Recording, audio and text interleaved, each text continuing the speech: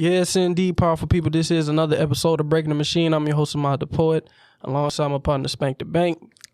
What up, dog? And today we be taking another incremental step in shifting the culture. Today we got a special guest on the show today. We actually have our producer on the show today, serial entrepreneur, host of Shop Talk Podcast, and just a great conversationalist. I was just saying before the cameras came on, I feel like between the three of us, we had the best conversations after the cameras is off, which is crazy.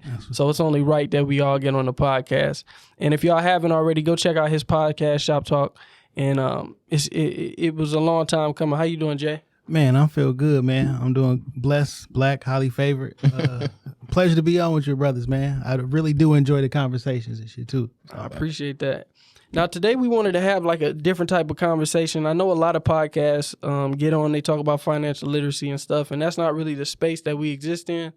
But it's kind of like overall wellness for the community, especially the young people in the community. And I feel like something that we really don't understand is financial literacy. A lot of us say we do. Yeah. A lot of us say we understand stocks, but a lot of us just follow stock pages and get tips on what's hot and what's not, and Bitcoin. You know what I'm saying? I'm not gonna lie.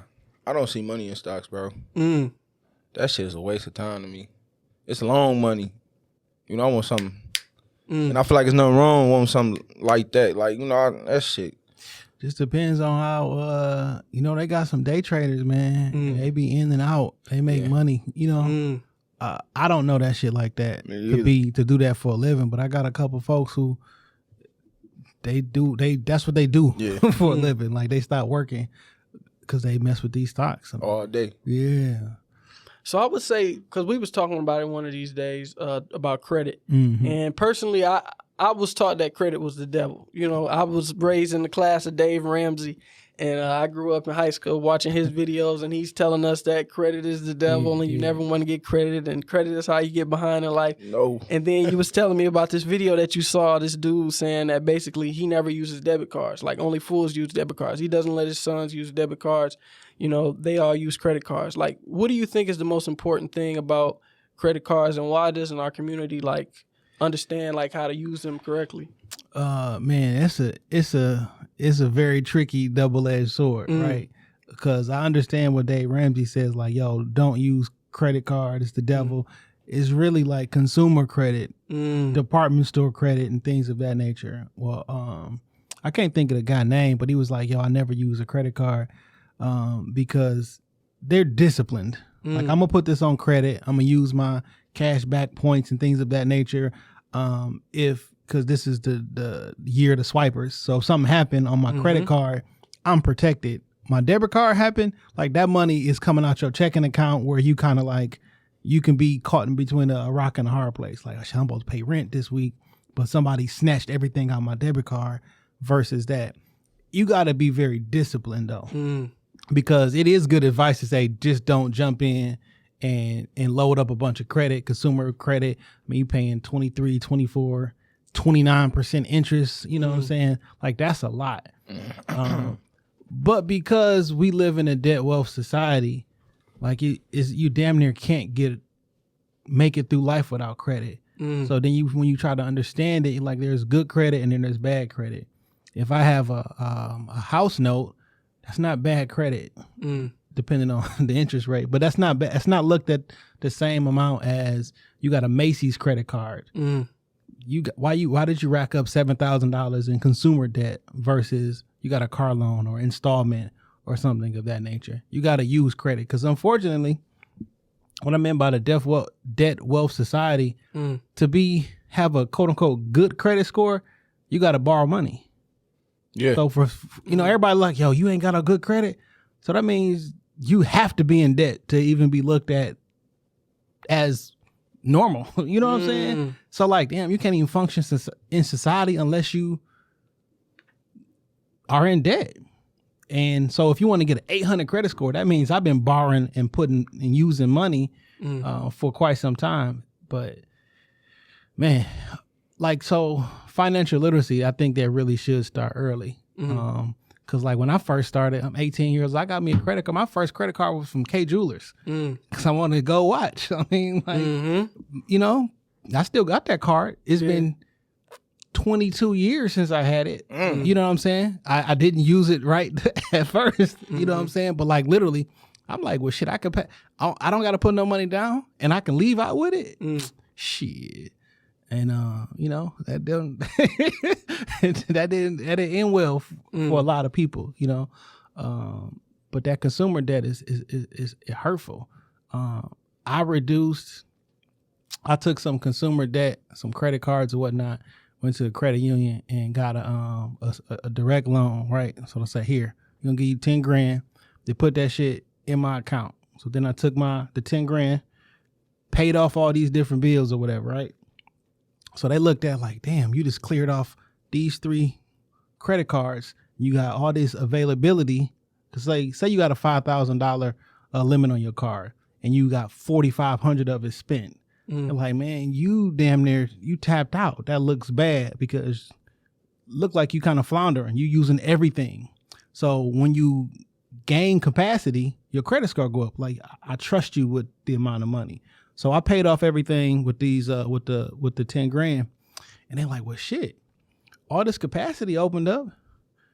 Let's give them some more credit. Cause ultimately I want you to spend more. So let's raise his limits. So when your capacity goes down, your credit score goes up. When they give you more money to play with and you have more availability, your credit score go up.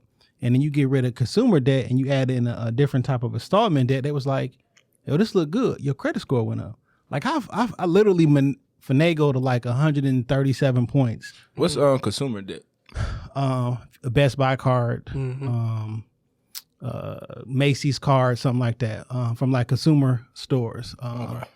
Installment debt of like, yo, if you went and got a car. So it's not like, it's not a recurring. So it's like, yo, once you pay this off, this is over it. If you take out like a mortgage or reverse mortgage or something like that's looked at differently than your normal credit card that you're getting sometimes 30%, 29% interest on. You buy something for $100, you pay it off. Let's say it take you a year to pay it off. You end up paying like $450 for something that costs $100. It can be the devil. Do you think other communities' discipline when it comes to money comes from the community's views on how they spend it? Like they don't view like, I don't know, like the flashy cars and like the clothes and stuff like that. Like a lot of them don't even, I don't want to say they don't dress that nice. I know when we did the Royce episode, he was like, man, It is what it is. We fly, they not, but it's like, I had a Arab roommate my freshman year, and just the way he used to talk to me about money, it was just like, it was very relaxed. Like you were saying, it's like you start to really understand how to make a lot of money when you get relaxed. You start to become great when you get relaxed.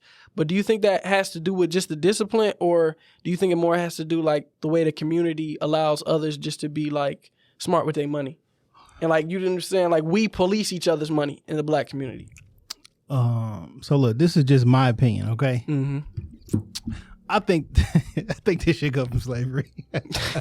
No, that's real shit. And just being a black person in America. So these are giant generalizations, but typically it's like, yo, black people, you poor, white people, you got money. I know that's not exactly how it is, right? It is. And we're not going to, you can't function in society without no money. So you're not even like a whole person. And when black people want to be seen, because we're not treated like people, so we'll go ahead and spend the money, spend flashy. Like, look at me, I'm important. I got all this stuff. I must be important. I'm damn near like the white people. You know what I'm saying? Now, it may not be like a conscious effort, and that may not be a thing that's like every single person across the board. But I think that really does play a part. Because like, why do you have some of this shit? Or why do you have a $90,000 car and a $30,000 house? You know what I'm saying? Like subconsciously, haven't had for so long. I want to prove to people I do have because I'm a person. This is the only place. Hey, everybody, now I'm a human. You can treat me and act right. I think that's something. That's a bit of it. And then the other part is just not knowing the ins and outs of credit building and things of that nature. My question is why we try so hard to be white people, but white people, they don't look like they try that hard. They do try hard to be us. No, it look like they don't try hard to like, you know what I'm saying, maintain their money and stuff like that. Privilege. You know, and that's what it is. Because they don't have to. That's like, what it is. It's just normal for them. Like, they the ruling class. As far as like the majority of people in this country are white. So like we don't gotta, and definitely the ones in power, like we don't gotta try to fit in. Like we are the end. That's the thing though. Yeah. I'm up here thinking. Cause I mean we are flashy. We do buy all this, you know, dumbass shit. But what am I? That's just our culture. Could be. Now, Like, 100%, right? Because like, yo, if I like stuff, I like this, 100%, rock that shit. but we look better. But if you can't afford it, yeah. like you shouldn't do it to your own detriment. Yeah. But like, yo, flashiness, hell yeah, gold, all that, give it here. I can rock it better than you. I was talking to an investor today on the phone with a wholesale deal I'm working on, and he's an investor, and this is how crazy they got it. So his uncle works for a lending company, and he was telling me, you know, he's like my credit like 7 something, you know, and I asked him like, you know, so how are you getting funded to do these rehabs? He's like, well, I'll get my money from a lender company. I have a 700 credit score. Like my uncle called me like, hey, I work for this lender. I can lend you, you know, some money. You know, 100,000, 200,000, you know, money. I'm asking questions. I'm just like, damn, bro, why the fuck they ain't teaching us this shit? You gotta have that credit score is basically how are you with paying back money over time, right? Yeah. So like I'm willing to give you X amount of dollars because I can look at your track. It's like you look at somebody's track record in the streets. Like, I hate to use these type of examples, but it is what it is. Yo, can you handle this amount of work? Can I talk to somebody like, yo, I'm gonna give you X amount of dollars of insert this thing is. Can you handle this amount? So let me call the nigga network like, yo, you know what such and such, you think if he can handle this, and you get the okay, like, all right, bet, I'll front you this, do whatever. But like that's the same thing with credit. So they take a look like, yo, can he handle this amount? What are you gonna do with $200,000? What is his spending habits? So when he normally borrows money, I give him $5,000. He uses 4,500 of it the very first month, and then he pays back $55 a month. I'm never gonna see my money back. Like I want my money back. I don't want to waste it. So if you got a good track record in the streets or in the corporate world, like that's what that is. So like a lot of people, OPM other people's money. Yeah. You know what I'm saying? So like I'm not. Why would I put my money up? And a lot of people use credit. They'll use your credit. Yeah. I'll get all this money up front, finance the joint with it, and then once I start making money from my investment, I'll use that money to pay that money back. So I've literally never lost. I borrow some money, use other people's money, I invest it, and on that investment, when that pays me back, it gives me my extra that I'm gonna keep, and then pays back the people who I borrowed it from. You know what's so crazy? I feel like if you study for a year, like finances, like just study for a year in finances, you'll be rich. You'll be wealthy. Because I'm up here thinking, like, shit, a job and all that distracts you from really learning all that. It could be. Not even a job, your bills. Like, you just trying to keep up with bills. You know what I'm saying? Like, you gotta, but you just gotta, you gotta study that shit. Study gotta be interesting, right? And I feel like whatever it is, so say for a girl like to, I don't know, model, she can learn how to get funding to make her a bigger model. You know, you right though. Like, I don't know if y'all seen this movie, old movie, but it had Shaquille O'Neal and Penny Hardaway in it, Blue Chips. Yeah, I seen that. And I was a kid when this shit came out, but Shaq had said something in the movie about this test they gave him. It was like, yo, this test is culturally biased. Like I knew what he was talking about as far as like context clues, but I never really understood. So like that example that I gave earlier about we trying to explain credit, and I say I literally use some nigga moving some stuff in the streets because I can understand, or some people can understand and can relate to that, right? So like the concepts is not foreign, like, but if you give me an example that I can relate to, so the culturally biased part and why I think a lot of us don't grab hold on to something. So say you a kid, you poor, your parents don't even got a car, never had a car, you know what I'm saying? And then you take a test and it says Johnny leaves Manhattan Station and gets on the gets on the train and goes 4 miles this way and the other one goes this way. You thinking like, fuck is a train? I've never even been on a train.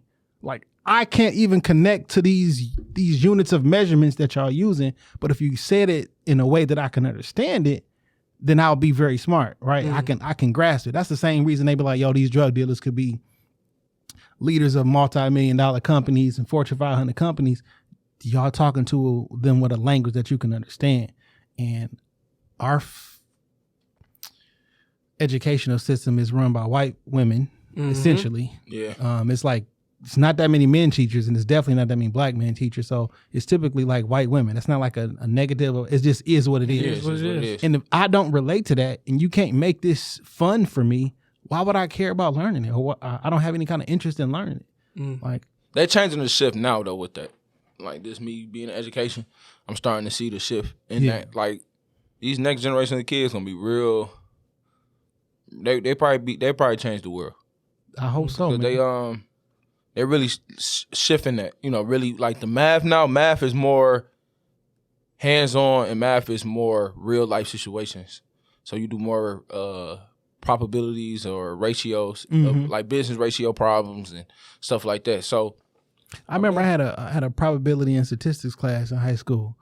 And I was just in there like, I've always been cool with numbers and math. Like I was just in there like, what are you talking about? Yeah, like it don't make sense. They would have did not like because or something. the numbers don't make sense, but like, what are you saying? If The concept. if you give me a word problem, if you just write the actual numbers out, yes, I'm good. But like, I didn't know what do you mean? You know what I'm saying? So that'd be the barrier for a lot of people. And if it's not interesting, all right, man, whatever, dog. We ain't got no blueprint.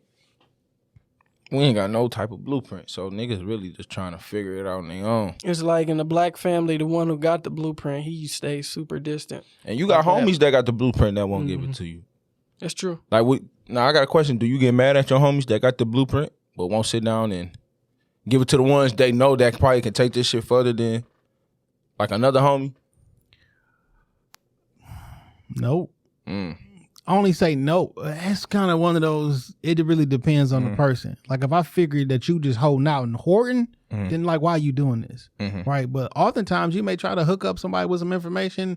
They're not trying to hear you. They're not serious or whatever. So if you come and ask, that's a different conversation. Is it my responsibility to go find you and I don't know. It really depends. Some people think that is their responsibility as a black person, as a man in the community. Some people be like, no, I'm responsible for myself, my family first. And then once they taken care of, then I can come back and help. So it's one of those. That's true though. Yeah. And then it's like sometimes you come back and they don't want you. I mean, we nip in this neighborhood. But me and a guy talked about that at the job, that nip situation, how that was some street shit. Like a lot of people try to say it's conspiracy, but if you really think about it, because the guy that killed Nip, they said Nip said something to him, like that was the wrong person Nip said that to. Like, you know, he called him a snitch, but that was the wrong person. So like the nigga probably was like, hold on, nigga, I ain't no snitch. But you should be like, yo, as much as you do for this neighborhood and this area, like why would I be on this type Some of time niggas with you? don't care. Yeah. I get it. But like Some niggas don't know what you do. One of the homies opened up a cell phone shop on 7 Mile in between Southfield and Evergreen. It's still there right now. But he been there for about, I don't know, probably about 5-6 years. When he opened it up, that motherfucker got broke into 14 times in a year. Damn. 14. So people, laptops and repair shit is there. Like I'm taking L's because I want to put this shit in the community. You know what I'm saying? But 14.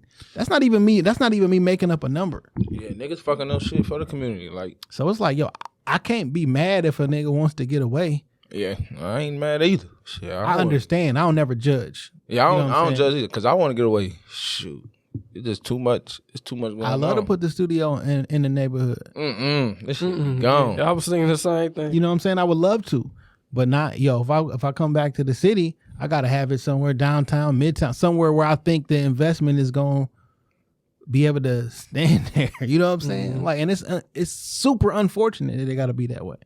Yeah. I feel like that's slavery. It's a few individuals that really just make it that way. Yeah.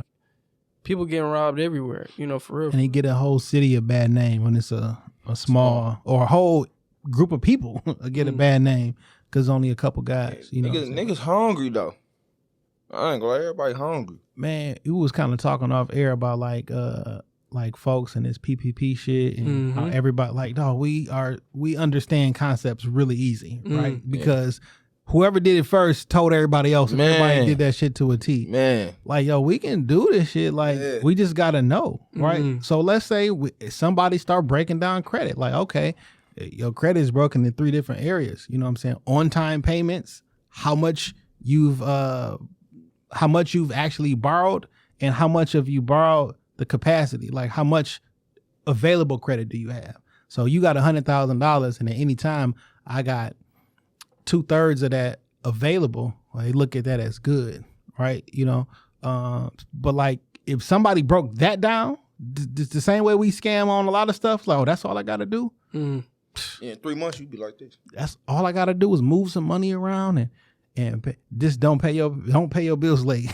Yeah, I swear I got 3 months. 30 days. Like, don't have a 30-day late payment. You know what I'm saying? Like, I swear everybody rich now, man. I don't even understand how this happened, man. Well, that's the thing though. Everybody Like, rich now. it is a lot of scams going on. My thing is, I don't think niggas gonna really get caught, bro.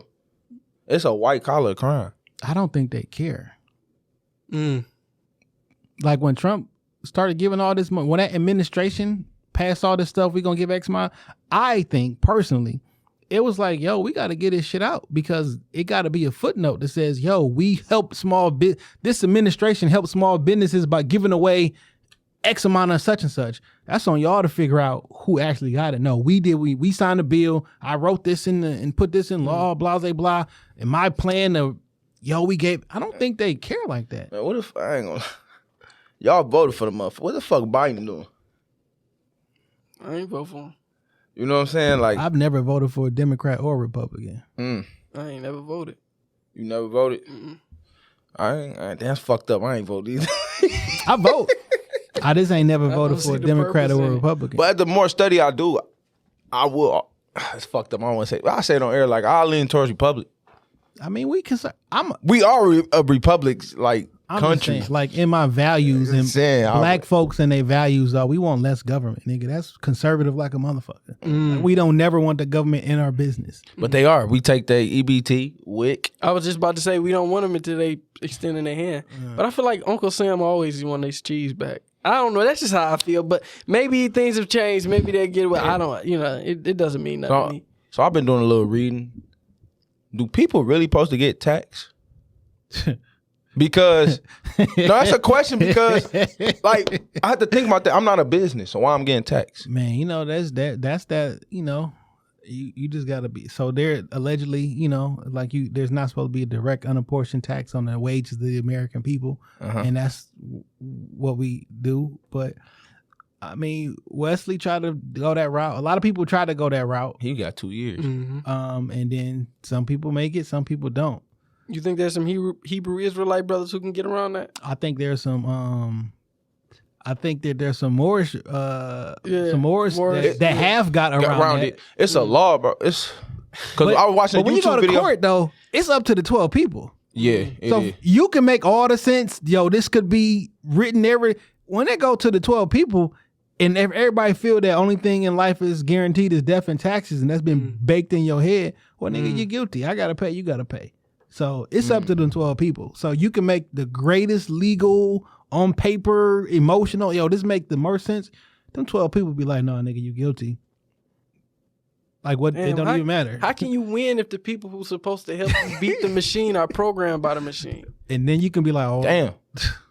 I was watching a video though. Y'all gotta break the machine, man. I mean, that's deep though. That's a deep machine to break. That's how I feel about. That's how I feel about a lot of things. Like even the police, to an extent. Like the people that we advocate to help us with the police, a lot of them have police in their family. That's why they bias to it. A lot of them bias about everything from the justice system. We got the game fucked up on this police shit too, because we don't fuck with.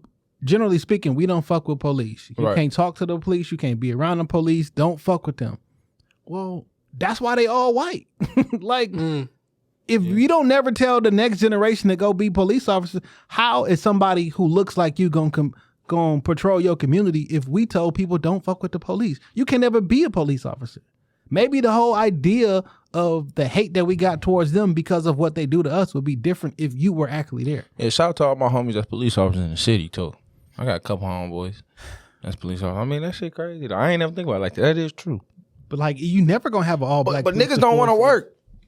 I just feel like it's tainted, man. That uniform is tainted. It's like putting on a KKK outfit. Yeah, it's one of them double-edged swords. Like, yo, why would you even attempt to be on this job? Like, can you be a good KKK member? But I get what you're saying. You can't criticize it if you're not willing to get in there and make change. That's like, I remember Royce was saying in an interview about how he want to be in politics because there's not many faces like us and them cheers. I'm gonna run for something at some point. Yeah, like I'll run for mayor. That's been 100%. That's been on my mind for a long time. If 100% at some point I'm running for something. I gotta get in politics. I like politics, to be honest. I like how the law set set up. up. Politics when I was in high school because I was you ever watch House of Cards? Y'all ever watch Yeah. Bro, House of Cards, that's that show, man. That nigga made it to the presidency without a single vote. I mean, and he Crazy. murdered all those people, did all this. I was like, dang, this is crazy. But it really kind of shows you like the insides of politics a little bit. And I feel like Scandal's like similar, and it just shows you the inside of the government. But I wanted to be in politics, but I feel like politics is just about being likable in a way and just, having the right people around you. Like, I know for one of my reportive journalism classes, we had to just trace the money. So we had to identify a politician and find out where their money came from and then track their policies. Like, okay, if they passed a bill, how did that affect, them giving this amount of funding to the University of Michigan? Why did they build this gymnasium over here? Why did they, build this, that? Like, and then you track the money. Okay, U of M donates $100,000 to this politician, and that's why he did this, and that's why they got this deal. You gotta pay all them favors back. I love what you just said. You said policy. Like a lot of these vaccinations, whatever, all that shit policy. That shit not law. You just said something key as hell. A policy. It's a difference between a policy and law. Like when they try to mandate masks and vaccines, that shit is a policy. A lot of the shit that we follow here in Michigan is just Michigan codes. Yeah. And through that, like, yo, okay, I get that that's the code or whatever, but is that a law? Law. It's them words, bro. Them words play. That word play. That word. But I think I want to go in politician because they businessmen too. I feel like those are the real successful people in this world, and I feel like it's just like when you get around people who really understand money like yourself, like when you just talk and you just like, it's just these small things that it's like so simple. Detail. Like even with taxes, like just like tax write-offs, like that's so simple, but people don't really understand it. You know what I'm saying? I don't understand it all the way, but it's just something simple like that keeps the rich so rich. I got a black woman accountant who do my taxes. You feel me? And she just schooled me to so much stuff. And I just go through her. I'm like, listen, what you think about this? And she put me on so many different tax write-offs for the studio and then different businesses and had me open up different other businesses so I can write other stuff off. I'm like, owning the studio, luckily, a lot of my personal interests and my business interests align. So I can pretty much write everything off that I enjoy because it can work for a business. I do photography, I do videography, do the audio stuff. So I was like, okay, well, my cell phone, I use my cell phone for business. So I can write that off. And she's like, what about your iPad and stuff like that? Like, what if you did if you had a tech company or some sort, and you can use, because some of this stuff can be written off, but some of it's not written off 100%, depending on your line of business, right?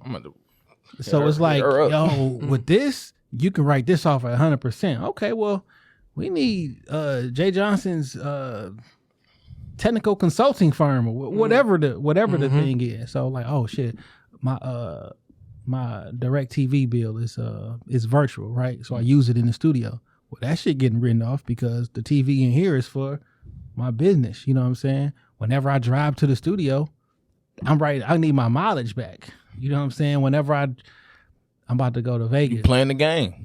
I'm about to go to Vegas in a couple weeks. When I get to Vegas, I'm going to have a conversation about podcasting or about the studio. Then that becomes a business trip. Because she was like, well, listen, you got to start diversifying your write-offs. So a couple years, we write off equipment. We can kind of write off like some depreciation in value, but like you need more diverse write-offs. So when I go to lunch, I go to dinner, I got to have a conversation about business. Take a picture of that receipt. Now this is a business dinner, a business lunch. That shit getting written off. One of my homeboys put me up on that because every time we would go out, he'd keep picking up the tab. I'm like, dog, I got it. Like, he was like, no, man. I was like, I need these write-offs. He do his taxes himself, and he don't get he works for a living, and he do stuff on the side, but he don't get no taxes taken out of his check. And he figures out what he needs to offset. So all year, he gets all of his money, and he just goes that way. I'm like, okay, well, I mean, if you want to pick up the tab, and since it's helping you out, for sure. But it's so much different things that you can tap into, and there's a lot of black people who do these things. Yeah, it is. It is a lot of successful black business people. And it's also a bunch of opportunists that jump in there because everybody, y'all been scamming and running up the PPPs, and then you open up your tax business in December. Like, fam, I'm not giving you my information. Like, it's a whole bunch of insert person's tax preparer. Like, fam, I seen you scamming all year, and why would I give you my social security number and give you my statement? So, like, it can mess it up for other people too. Damn. So if you got a business, right, then you get your bank account, you get a DUNS number. What do you do from there after you get the DUNS number to get the business credit card? So one or two things. So you can go to your bank, whoever you got your business account through, and tell them you want to establish some sort of business credit. That DUNS number is important because a lot of people will still be working off their individual social security number. And I was too, because I just didn't know.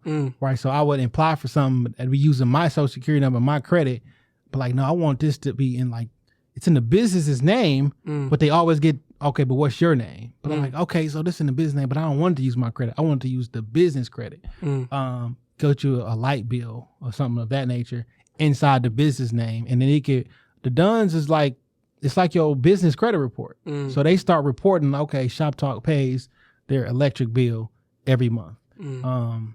You can there are some services you can call, like DT in different places, and have them report to your credit or have them report to your the DUNS number. Like, if you're just trying to build your credit specifically, not outside of a business, and you pay your DTE bill every month, you can start having them report positively to your credit report. Don't do that if you don't, because they gonna start reporting when you don't either. But and then just establishing that and establishing business credit. So then when I buy equipment, it's not coming out my business checking account. It's coming out a business credit card, and I can pay the credit card off.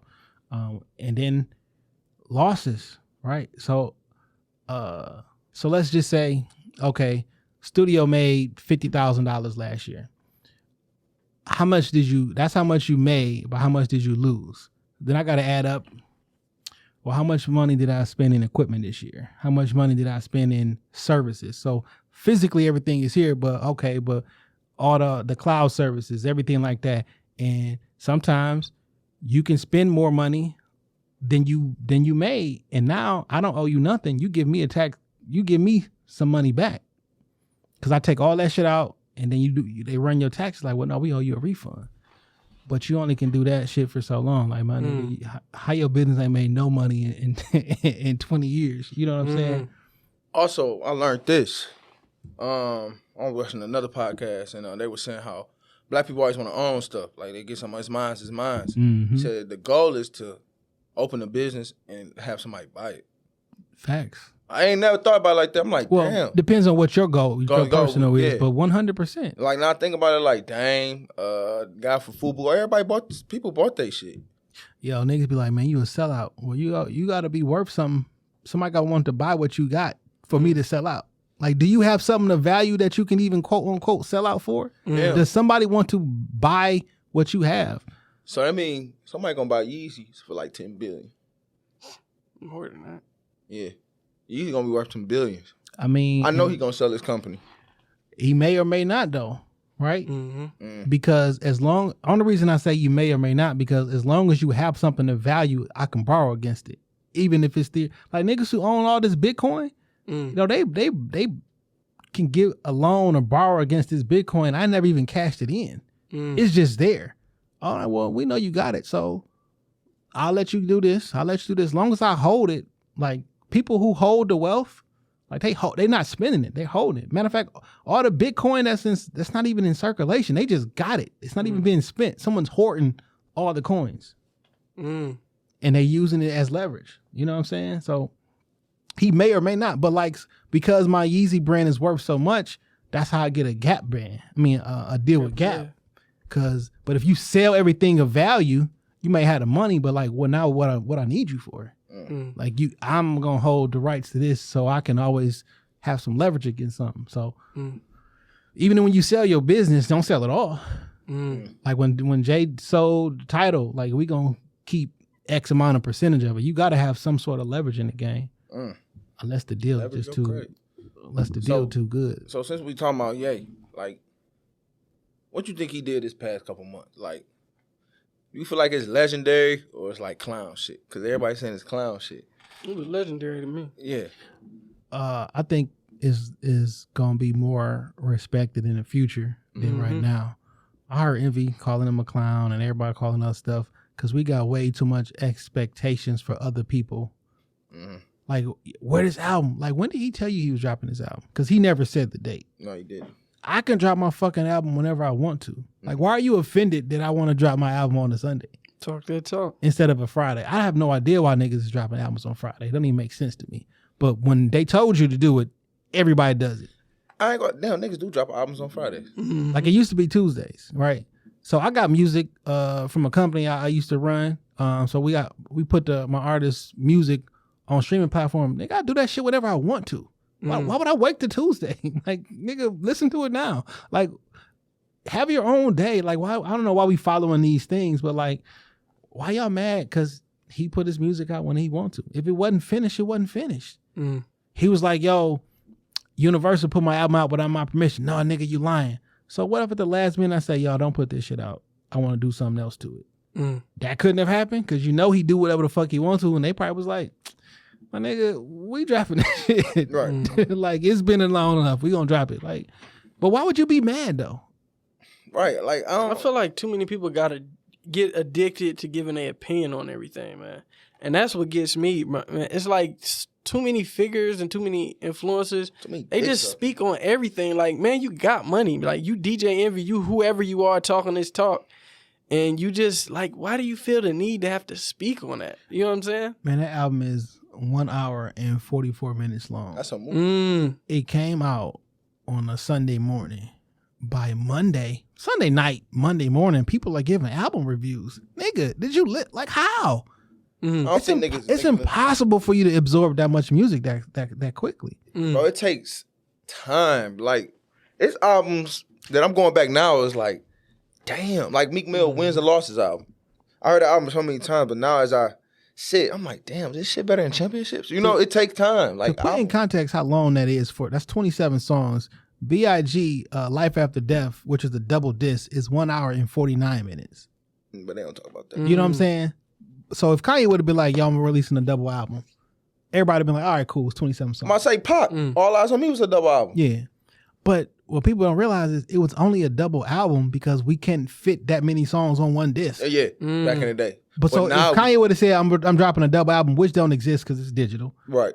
Everybody would have been like, cool, it's not too long. Right. But because they told you it's just one album, man, that shit too long. Niggas, Life After Death too long? Is All Eyes on Me too long? All Eyes on Me is too long. Because we listen to that shit on our iPods right now, and it's not a double disc. Like, that's not, it don't exist no more. Like Drake did a double album. Yeah. Yeah, A-side, B-side. But if he would say it was, like, I don't understand. Like, just the wording of something will throw your internals off. Like, man, what do it matter? It's an hour for music. Like, an hour and a half, 2 hours. People just, I don't know, man. They be in certain positions. They entitled to your art when I want it. Yeah, man, drop your podcast on Fridays, man. I want it on Fridays now.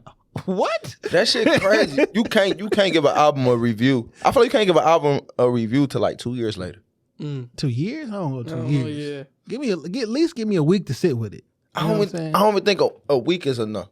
Now, I get what you're saying. I gotta live life. Now, I gotta live life to it. In a week, I will know if I like it or not. Right. Well, you know if you like it. I can't give you. I may not be able to give you the full detail. I may not even understand all of the songs. Yeah, the legacy of it, how it's gonna age. Like, people are just like, man, this album's gonna be like, it might age well. Yeah, you know, like I know Roddy, his last album was gonna age well.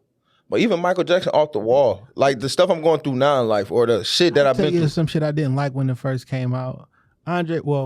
technically Outkast, but you know they had Speaker Box Love Below, right? I didn't like Love Below when it first came out. I didn't like Love Below until like 5 years later. You know what I'm saying? I just wasn't ready to receive the music. You know what I'm saying? I was in a different point in my life. It was on Valentine's Day, listening to the song Valentine's Day, that shit just hit me different. And when I listened to the album, like, yo, this shit is fucking amazing. Yeah, bro. It's some good art that goes. But when I was 21, I wasn't trying to listen to this alternative singing shit. Like, nigga, what are guns and the bitches at? It's some cold albums out there. Like, I ain't gonna listen to a Marcus Houston album. Like, I'm like, damn. You know what I'm saying? It's real R&B. It's just like a lot of albums get overplayed. Like, a popular opinion always win, but if you really go back and listen to nigga shit, like Neo got some shit in the vault, you be like, damn. Man, y'all see that little player that Kanye dropped with his album that's available for purchase, which is $200, by the way. But it's like a little, it's brown, it's a circle, and he dropped the album and he broke it up into stems, or like you can change the tempo of all the verses, you can change the bass, you can change different things. Like you can lift, it's a living, breathing thing. So me and you can listen to the same song, but I can adjust it to how I like it. Fam, no one's done this type of shit before in music. Yeah, dog is like, I literally am making art with this shit, and I get it. Y'all don't like him because of his, I don't understand why y'all don't like Kanye when y'all know he's bipolar, manic depressant, the whole, like, y'all know he's not always well or not always on his medicine. Y'all swear y'all love mental health so much. Someone who's actually actively going through different things, y'all hate him because his political views are different than yours. Dog is the GOAT. Years from now, God bless that brother. 50 years from now, when if Kanye's gone, they're gonna look back and people in this who are alive right now are gonna be like, yo, man, this was the great. You hate that, man. That's like some greatest shit, bro. You sold out a fucking arena for a listening party 3 times. That's some raw ass. That's a concert. And shout out to him for that's a concert. Actually promoting the album. Yeah, he did. Because nowadays everybody drop their shit on a surprise. Yeah, like, stop doing that. He had the over 100 million streams on Spotify on that first day. You won, my nigga. You promoted that shit. This is how album listening parties go. You have the listening sessions up into you release the album, get people in the industry insiders come through. He had the actual fans come through. You know how much money he probably made off them 3? He did 3 shows, 3 stadium shows before the music even come out. Come on, man. That nigga's out here. If he was Nipsey, it'll be a different thing. Hell yeah. I can sell you a CD for $1,000. You respect the hustle. You know what I'm saying? You literally respect the hustle. How about this? I can sell out an arena 3 times just letting you hear my shit. Bro, that's GOAT, bro. That's GOAT shit. Like he showed you how to market. He showed you how to make money 7 ways for real. He showed niggas how to make money in 7 ways, I don't bro. know who's in his creative team, PR team, whatever. But it's just like, I don't know if it's just his creative genius, but he just pushes people where other people never thought of. Like, nobody would ever think to push people like that. But it's also like, when you on those high heights, like, couldn't no big artist do that. Like, couldn't any old artist do that. Right. Like, especially not 3 times.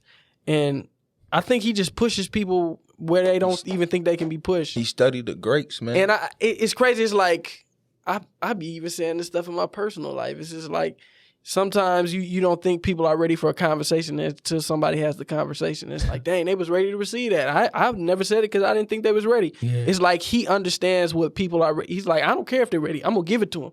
Because I heard somebody say this. I forgot who it was. I forgot. It was a sauce company. I don't know if it was Ragu or something like that. It's like spaghetti sauce.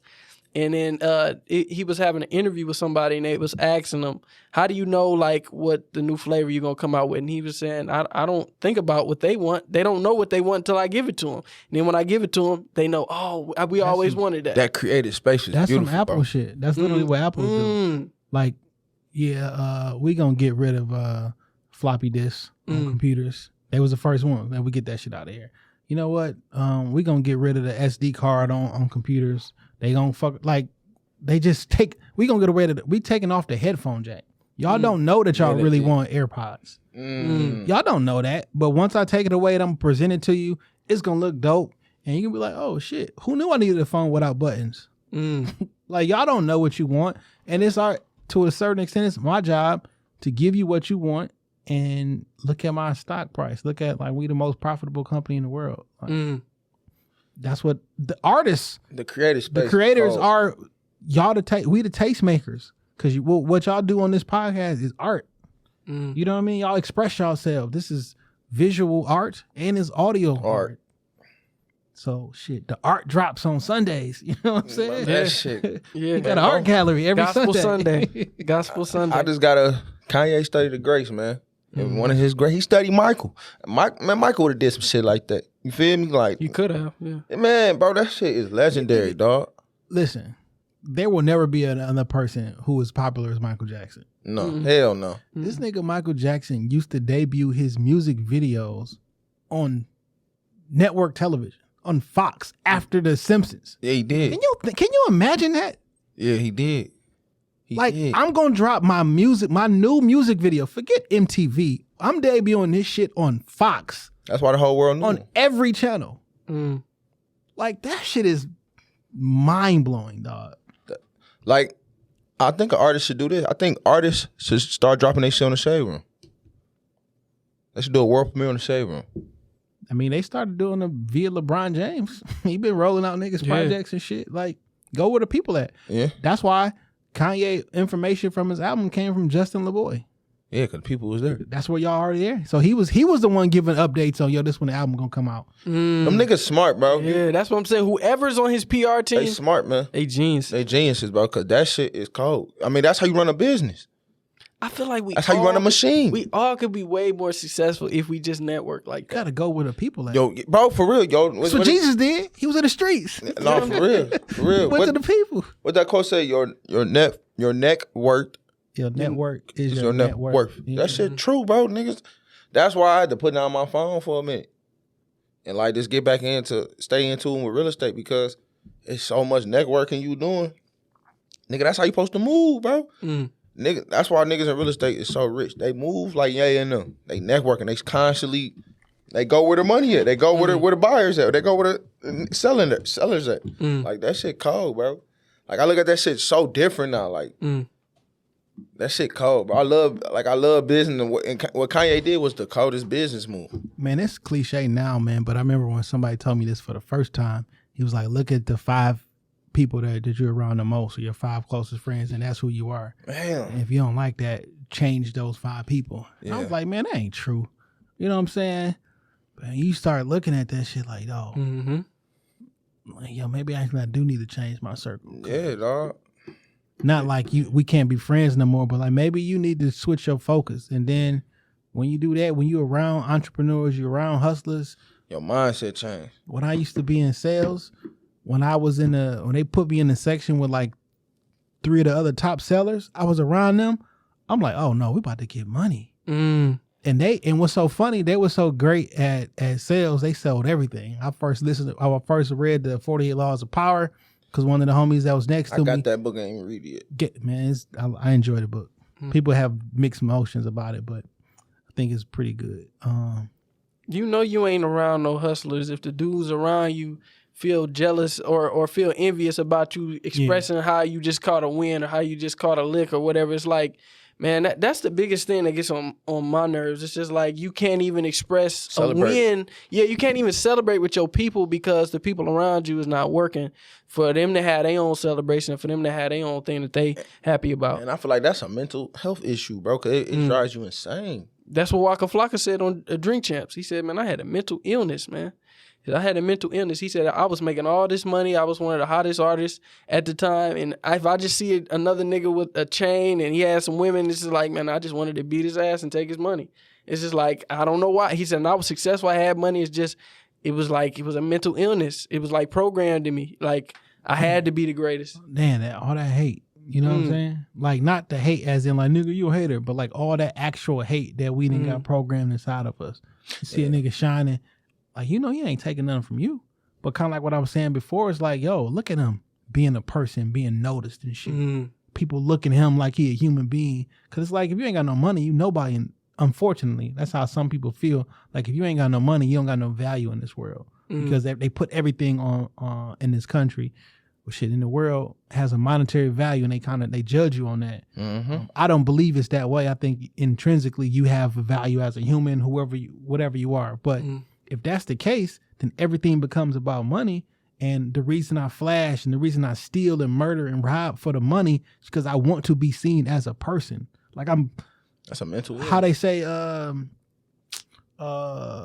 riot is like the voice of the people or whatever. Mm-hmm. Like, yo, maybe this crime is somebody trying to be heard. Treat me like a fucking human being if I got a pocket full of money now.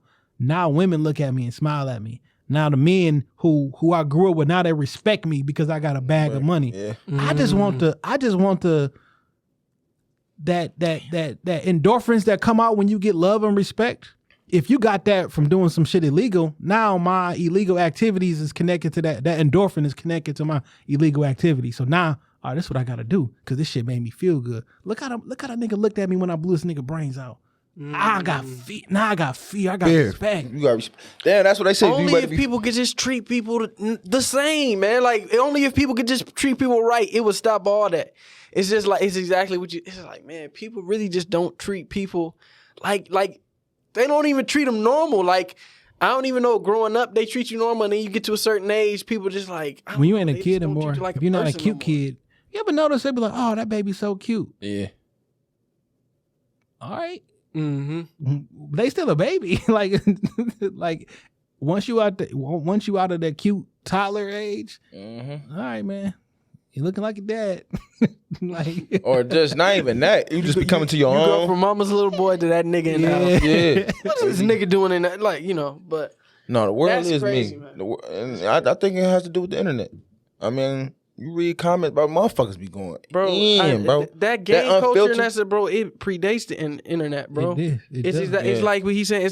It's social, like social media, but it's social programming, bro. 100%. Because people won't treat somebody who doesn't have that. They won't treat them normal. It's not like they don't treat them like they're higher above society. Nobody cares about that. People just want to be treated normal. And we come out the womb being treated subhuman. So people just trying to do all this to be treated like humans. And if you think about high school, now you think about it, you like, that shit lame.